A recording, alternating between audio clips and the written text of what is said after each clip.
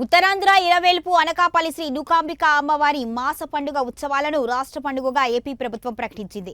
ఈ నేపథ్యంలో శ్రీ నూకాంబిక అమ్మవారి ప్రాంగణంలోని విశ్వేర్ ఫంక్షన్ హాల్లో ఆలయ అధికారులు, పాలకవర్గ సభ్యులు మీడియా సమావేశాన్ని నిర్వహించారు.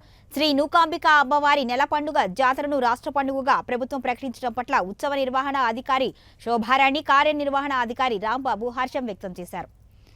నున్న కొత్త అమావాస్య, ఉగాది సందర్భంగా ఉత్సవ కమిటీ ఆధ్వర్యంలో ఎంతో ప్రతిష్టాత్మకంగా జాతర నిర్వహించనున్నట్లుగా వెల్లడించారు. రేపటి నుంచి ఏప్రిల్ 24వ తేదీ వరకు శ్రీ నూకాంబిక అమ్మవారి నెల పండుగ ఉత్సవాలను వైభవంగా నిర్వహిస్తాము అని తెలిపారు.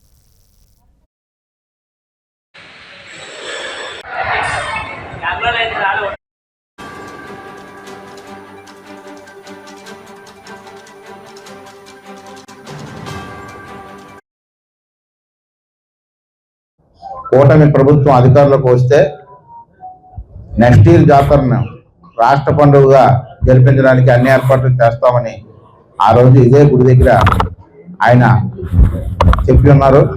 దానికి అనుగుణంగానే మన రాష్ట్ర ముఖ్యమంత్రి వర్యులు చంద్రబాబు నాయుడు గారు, ఉప ముఖ్యమంత్రి వర్యులు పవన్ కళ్యాణ్ గారు,